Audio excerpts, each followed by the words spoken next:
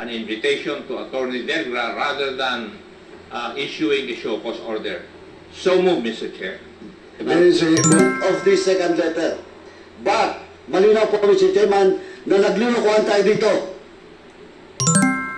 Naglulukuhan tayo dito because the first letter promised us that he will be present after November 1. Kung hindi tayo naglulukuhan dito, And I would like to reiterate once again that we should invite again the former president to be present in the next hearing.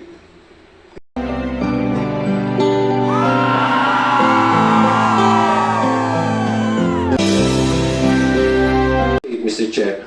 Unfortunately, some of the guests here who were not present, sent us a letter, an excuse letter, specifying medical reasons. And for some, they have also sent their lawyers to represent them.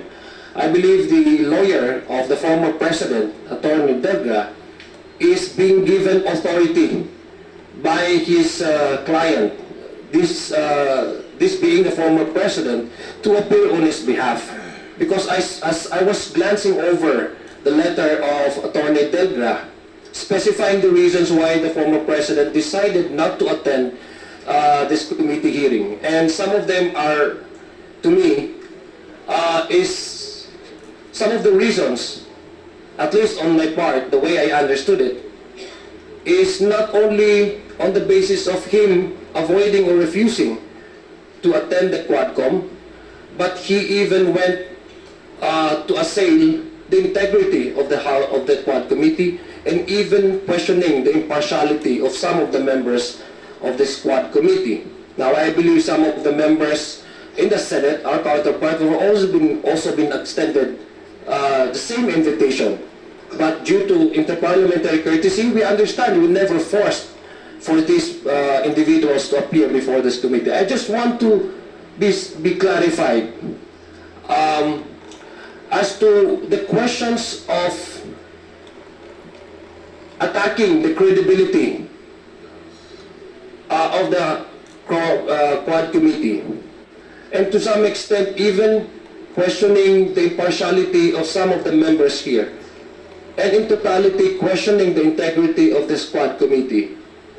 I really would want to ask Attorney Delgra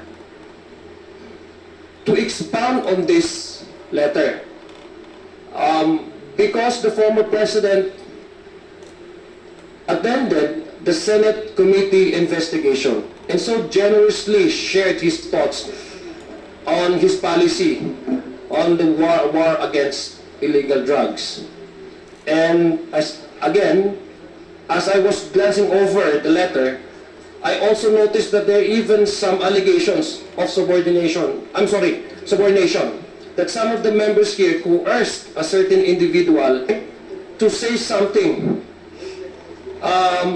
which basically inducing perjury. So that is something to me that is cannot be just simply ignored because it borders criminal acts, Mr. Chair.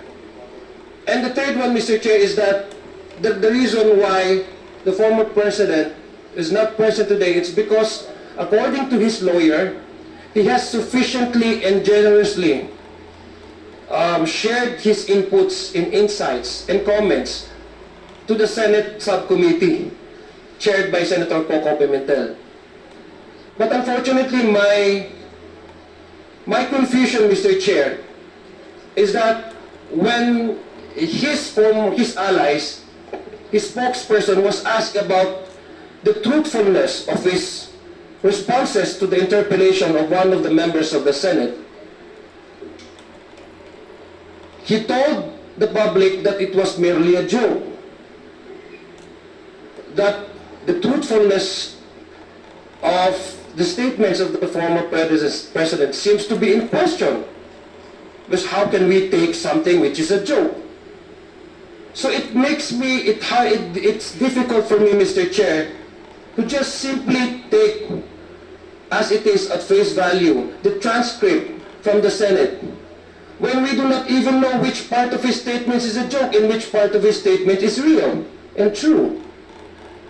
These questions I would really want to ask to his lawyer.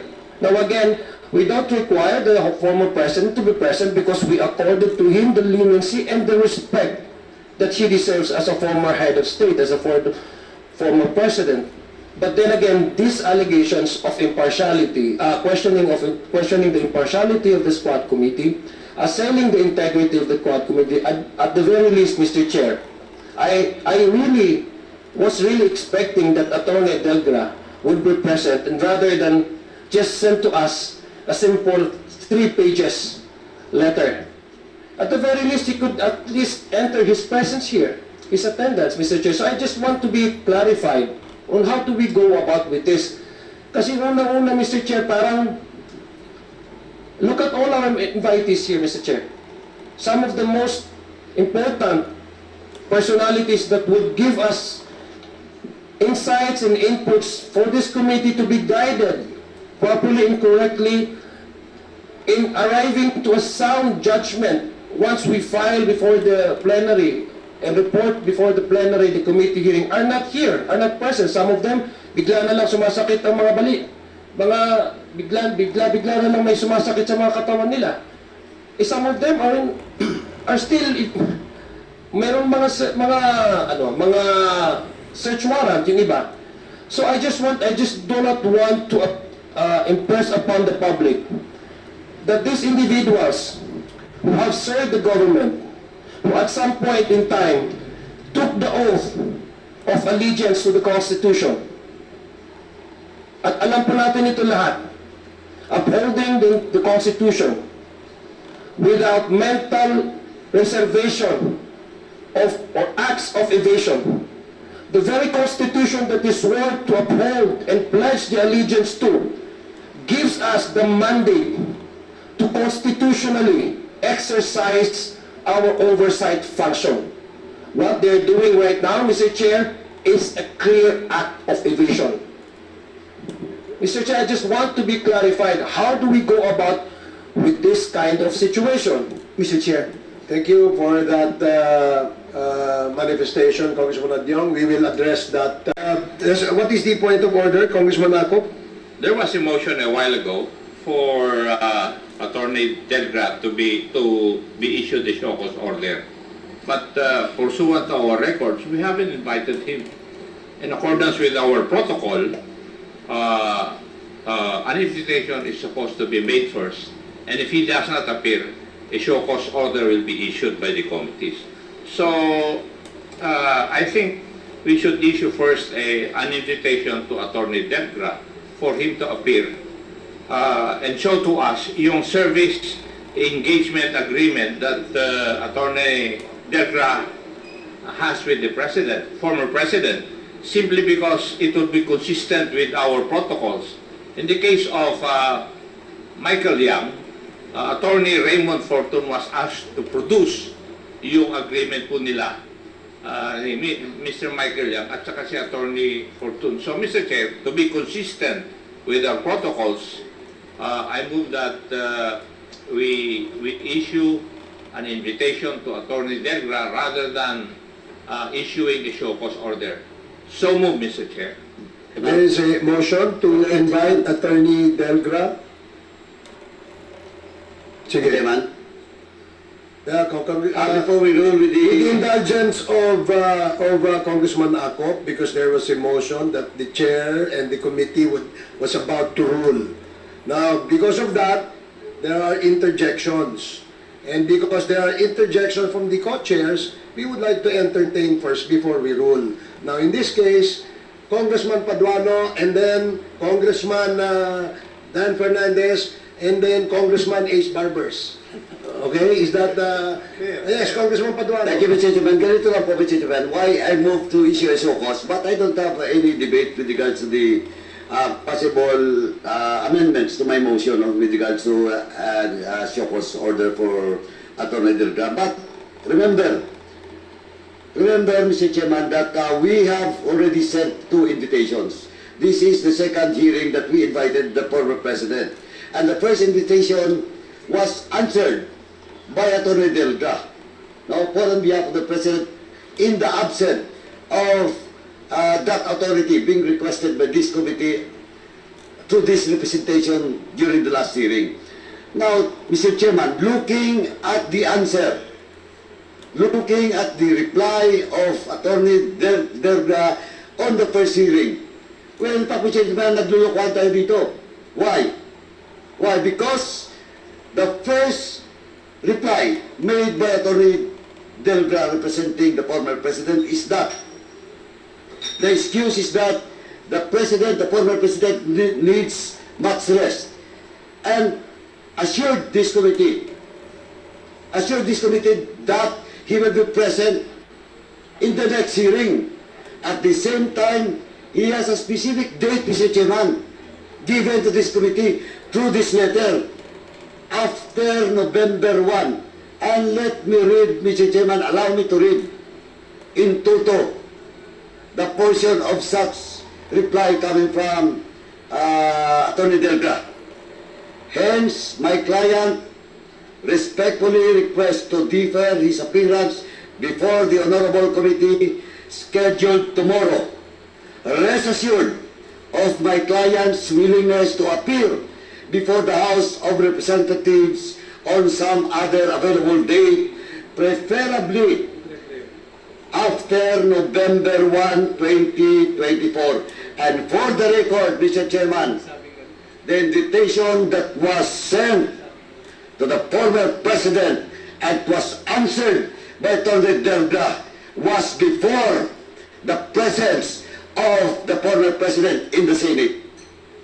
And he has promised us, this committee, through his letter, that after November 1, he will be present in today's hearing. Ano to? Naglulukuhan tayo dito? Well, in fact, I will not discuss and argue with our colleague, Congressman Kit Flores, with regards to the content of this second letter. But, malinaw po, Mr. Chairman, na naglulukuhan tayo dito. Naglulukuhan tayo dito because the first letter promised us that he will be present after November 1. Kung hindi tayo naglulukuhan dito, eh ano? Natatakot siya? Na pumunta dito? That's why, Mr. Chairman, that's why my first motion was to issue a so-called order for Attorney Delga to answer both letters.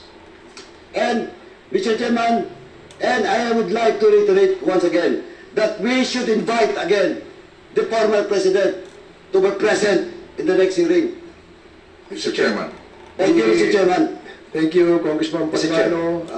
Mr. Chair. As I promised, Congressman Fernandez, Yes. and then we will rule on the motion. Okay.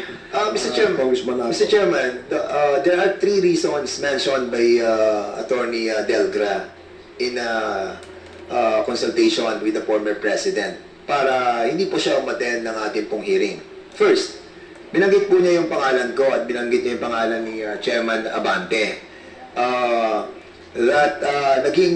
Nag-prejudge na po kami doon sa mga binanggit niya po doon sa Senado and citing some provision of Republic Act 9851, particularly Section 6 on the willful killing. And with this, Mr. Chairman, we are being accused that nabahidan ng prejudgment yung mga issue that he mentioned. With that, Mr. Chairman, para lang po mawala na tong issue to, again, Mr. Chairman, I'm willing, this representation is willing to inhibit myself in asking questions with regards to this willful killing. And I hope that my co-chair here, Chairman Abante, will do the same in relation to the first issue that the former president, with consultation of his lawyer, cited in this letter. Secondly, that's the reason why we asked the presence of Colonel Grijaldo to be here, because he accused us of coercion and harassment and threats. And that's the reason why we are questioning, yung mga medical certificate that he submitted to this Congress. We wanted that the integrity of this Quadcom will be cleared eventually. And with that, Mr. Chairman, eradicating the coercion and harassment and the threats that he accused us, then the reason for the President not to attend on this Quadcom will be eliminated. Thirdly, Mr. Chairman, the only last reason that he mentioned in this letter is all the questions were already answered in the Senate. And that is not true. Because we have a lot of 20,000 questions that we wanted to ask him. And with this, Mr. Chairman, yung pong reason niya for not to be here is not acceptable. So, Mr. Chairman, I believe that my position, no, in trying to inhibit ourselves, in this investigation pertaining to the number one issue that he mentioned, and also with the issue of Colonel Grijaldo, we will comply with the mandate of this Quadcom to inhibit ourselves and be a part of the resource persons that will be questioned by the members of this Quadcom. Thank you, Mr. Chairman. Thank you, Congressman Dan Fernandez. Now, Congressman Ace Barbers. There was a motion earlier that the committee invite Attorney Mr. Chairman, you are recognized. Thank you. That Attorney Delgra, being the counsel of the former president, be invited in the next hearing. And we direct the committee secretariat to take note of that and send the invite in the next Quadcom hearing to Attorney Delgra. Any second? Duly seconded. Any objections? I object, Mr. Chair. May I know what is the objection of Congressman? We'll get nothing from him, Mr. Chair. He always just gonna say is that is what my client said. So that's the end of it, Mr. Chair. 1 minute suspension.